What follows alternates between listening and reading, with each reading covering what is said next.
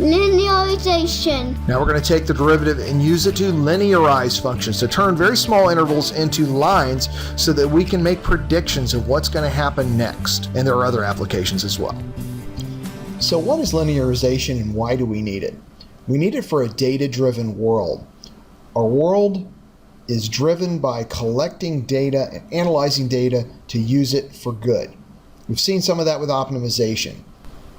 Optimization was about finding maximum and minimums. Linearization is about making predictions. And trust me, so many places out there in the world want to be predicting what's going to go on, whether it's corn prices next week, whether it's stock prices, whether it's what you're going to do on the web, where you're going to shop, what your needs are, so that websites can give you the information you want even before you ask for it. Being able to predict what's going to happen next is crucial to making our world a better place. So let's dive into the calculus behind linearization, the ability to project out into the future. And we're going to do this by the idea that we can approximate what's happening on a function beyond what we know by drawing a line from the last point we know to where we're trying to figure out. So in other words, we can assume that for small changes in a function, a linear extension is okay. And what I mean by that is, let's take a look at this blue function here. Let's just assume this is a function that's continuing on. And we know a certain point. Let's call it x1 comma f of x1. That's our last known point on the function. But we want to find something that's going to happen, what's going to be the value of the function a little bit in the future. And what we're going to try to do, using linearization, we're going to take the tangent line from this point and make a little line projecting from the point. And so what we can do is, by projecting from that point using the tangent line, we project a line from that point. Even though the function's probably not going to be a line for a small value, this is a good approximation. So we're going to take a line and project it from that point to find our new value, which is x2, and what we're really interested in, what's happening at x2, f of x2. So we've taken the original point, we've drawn a line from it, because over a small period of time we think that's okay, and we find the new value based on that, based on projecting the slope, based on projecting the tangent line from that point, that original point. Now you notice I have an asterisk here. And the fine print's important, provided we don't move too far from the known value. The further we get out into the future beyond x1, the more uncertain it becomes. But if it's a small difference, it's usually a very good approximation. And this allows us to make predictions and estimates for unknown values of functions into the future beyond what we know. So how do we do this? What are the mechanics of linearization? Well, it goes back to algebra. We're talking about a line here. So as you'll recall from algebra, the slope of any line is y2 minus y1 over x2 minus x1. And of course that's going to tie into calculus, because the slope of the tangent line, m, is going to be the derivative, in this case, at that instant of the point that we know. But what we're trying to find here is y2, or f of x2. What is that new point? What's the value at that new point that we don't know? So let's solve this basic Algebra 1 equation for y. The first step is to multiply both sides by x2 minus x1. And the final step is to move y1 to the other side. So what we get here is that the new point, y2, is equal to the old y value plus the slope of the tangent line times the difference between the x coordinates.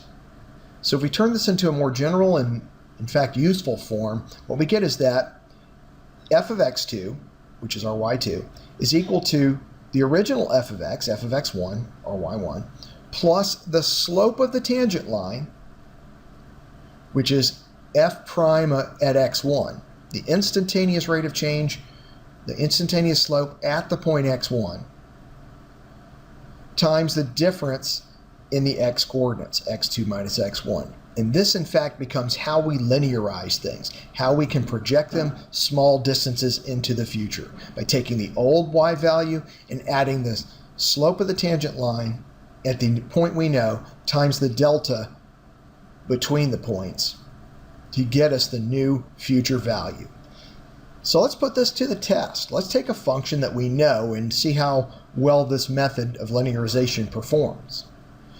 So we're going to use the function y equals the square root of x. So we'll take this known point at x equals 4 and f of x equals 2. And we're going to use linearization from that point to predict what the square root of 5 would be. Even though we know it, this will be a good way to test it. So given that the first point is 4, 2, x1 is 4, f of x1 is 2, x2 is 5, but we don't know what f of x2 is. We're going to extend a line from the point 4, 2 using the tangent line created from that point. So now the tangent line at the point 4, 2 is in red. And we're going to use it to extend out to this point 5, where x equals 5. We're going to find the value on that tangent line. And we get it by putting in the numbers in to this equation. And by taking the line, making a line from the point we know to the point we don't know. So we're going to take these values and put them in. So now it's f of 5 is equal to f of 4 plus f prime of 4 times 5 minus 4. And it's very helpful to kind of list the values like this so that it's pretty easy to fit them into the equation and figure out what's going on. So since we have a calculus term here, f prime of 4, we've got to go back and take the derivative of this function. And if the function is the square root of x, or x to the 1/2, the derivative, of course, using the power rule, is 1/2 x to the minus 1/2, or rewritten in radical form, 1 over 2 square roots of x. Let's substitute x equals 4 to find the instantaneous derivative at x equals 4. It's 1 over 2 square roots of 4, or 1/4, positive 1/4. Very slight positive slope at that point. So we're going to extend f of 4 and create that tangent line for another future value. So f of 5 is equal to f of 4 plus the derivative at 4 times x2 minus x1. Plugging the numbers in, f of 5 then becomes 2, which is f of 4, plus 1/4, which is the derivative at 4, times the delta between the two x's, which is 1, which is equal to 2.25. So our approximation for that point is, our prediction, if you will, is the point 5, 2.25. Let's zoom in on it to take a look and see how close it is to the actual value. Now I've zoomed in on this considerably, but you can see that our red prediction point is actually very close to the actual point, 5, 2.24. It's different by 1/100th of a unit. So our predicted to actual is very close. Now I'm going to show you that as we get closer to the original value, the accuracy improves dramatically. You can see if our delta is just 0.4, it predicts a value of 2.1. The actual value at 0.4 is 2.09767. So it's only off by 3,000th at that point. And the closer and closer we get to the original known value, the better that's going to get. And that's typical of most functions. Here's a calculus joke.